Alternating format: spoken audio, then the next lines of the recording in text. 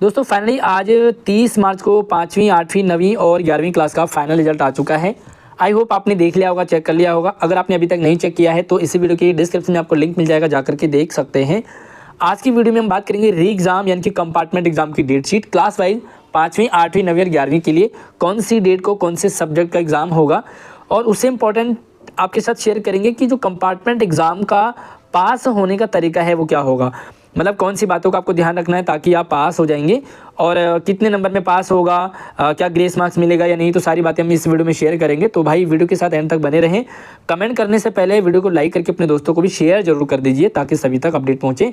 आप हमसे Instagram WhatsApp से भी जुड़ सकते हैं, नंबर आईडी वीडियो के डिस्क्रिप्शन में दे रखा है। सबसे पहले हम डेट शीट की बात करेंगे टाइमिंग की। अगर आपका 5वीं क्लास है तो आपका 10:30 से 12:30 आपका एग्जाम होगा। प्रॉपर एग्जाम होता है, जैसे आपका मेन एग्जाम था वैसे ही आपका कंपार्टमेंट का एग्जाम भी होगा। 8वीं क्लास का 10:30 से 1 बजे तक यानी कि 2.5 घंटे का पेपर होगा।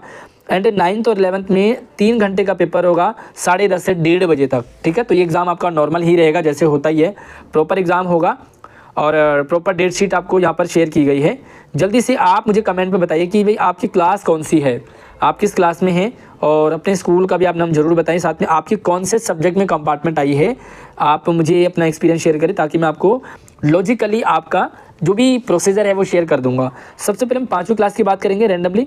तो 5वीं क्लास की जो पेपर हैं वो पहला तो 15 तारीख को होगा, 15 से स्टार्ट होंगे। इंग्लिश का पहला पेपर है।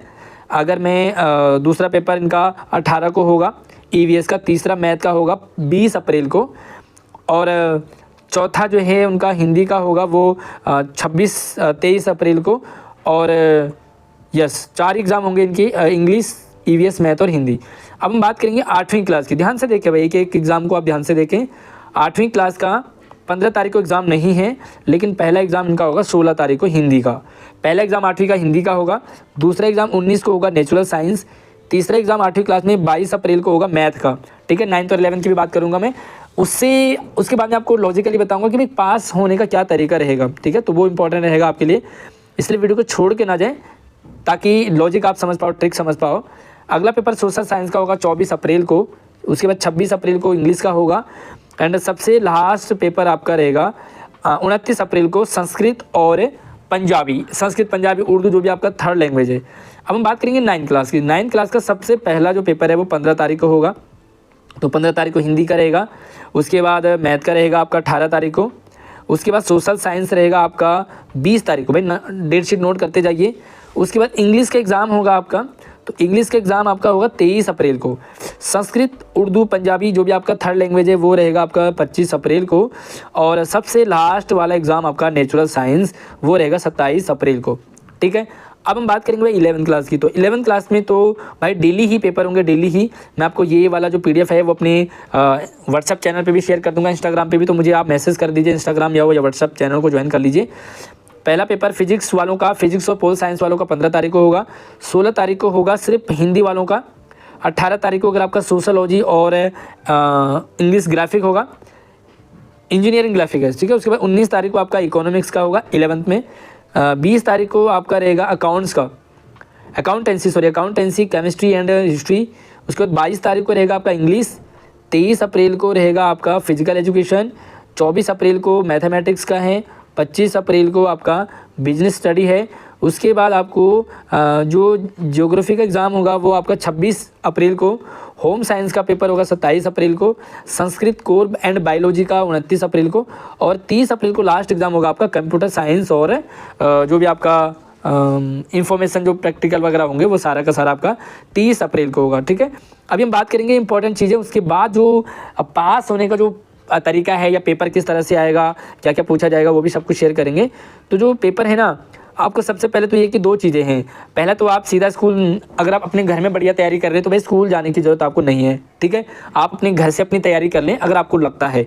दूसरा तरीका है कि आप चाहें तो घर पे तैयारी करो, लेकिन जब आपको लगे कि भाई किसी सब्जेक्ट या किसी टॉपिक में आपको कोई प्रॉब्लम आ रही है तो अपने टीचर से स्कूल में जाकर के बात कर सकते हैं, मिल सकते हैं, टॉपिक को समझ सकते हैं। तीसरा तरीका ये कि आप रेगुलर स्कूल जाइए एंड उसी क्लास में बैठिए, उसी क्लास में पढ़ाई कीजिए। अगर आपको लगता है कि आपका टाइम वेस्ट नहीं होगा तो स्कूल जा करके अपनी पढ़ाई करके और अपना टॉपिक डिस्कस कर सकते हैं। उसके बाद हम बात करेंगे यहाँ पर जो टाइमिंग है वो 15 मिनट पहले आपको पहले जाना होगा और पेपर आपका इस तरह से है ना। तो ये ज़्यादा वैसी चीज़ नहीं है। 8:30 क्या चीज़ है यहाँ पर देख सकते हैं, student will not be allowed to submit the answer sheet.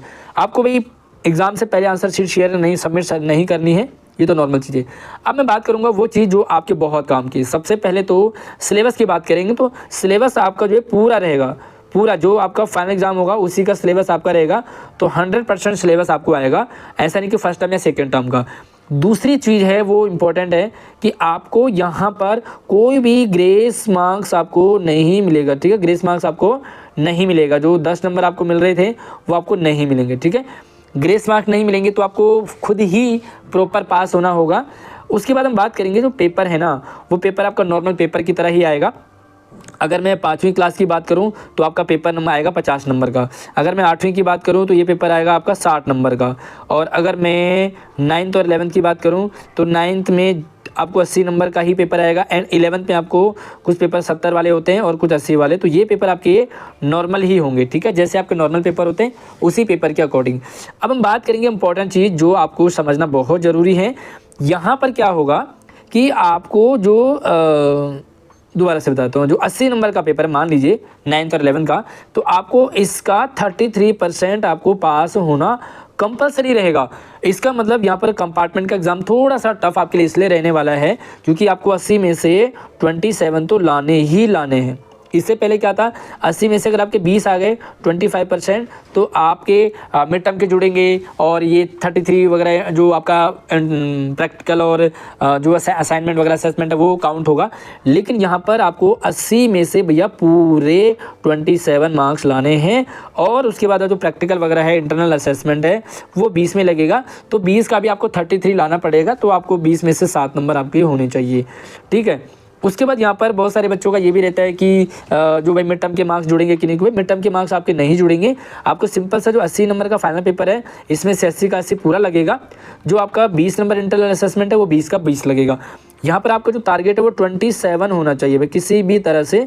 लेकिन मैं ये कहूँ कि भाई 27 टारगेट ना बना करके आप अपना कम से कम टारगेट 40 लेके चले, है ना। 40 की तैयारी करेंगे तो आपके एटलीस्ट 30 तक तो आ ही जाएंगे, 30-35 में, है ना। तो भैया आप क्या करें, मस्ती सारा कुछ छोड़ छाड़ के अपनी पढ़ाई में लग जाइए, एक साल आपका बच जाएगा। बाकी कुछ और अगर आपके डाउट है, कुछ आपको पूछना है या समझना हो, कन्फ्यूजन हो, तो मुझे कमेंट कर लीजिए। इंस्टाग्राम पे मुझे फॉलो कर लीजिए, मुझे व्हाट्सएप चैनल को फॉलो कर लीजिए, क्योंकि वहाँ पर सारी नई अपडेट मैं आपको शेयर करता रहता हूँ। होप आप जो थोड़ा सा झटका आपको लगा है वो ठीक हो जाए और आप जल्दी से रिजल्ट आने के बाद आप अपने नई क्लास में जाओगे। तो भाई अगर आप जानना चाहते हैं कि भाई रिजल्ट इसका कब आएगा, तो रिजल्ट की अपडेट अगर बहुत सारे कमेंट्स आते हैं कि भाई रिजल्ट कब आएगा, तो मैं रिजल्ट वाली अपडेट भी आप लोगों को शेयर कर दूंगा। तो ये आपका मई है, तो मई तक आ जाएगा, लेकिन कौन सी डेट को आएगा वो मैं आपको बता दूंगा। जल्दी से वीडियो को शेयरिंग कर दो अपने दोस्तों को, चैनल को सब्सक्राइब कर लो ताकि सारी अपडेट आपको लगातार मिलती रहेगी। धन्यवाद।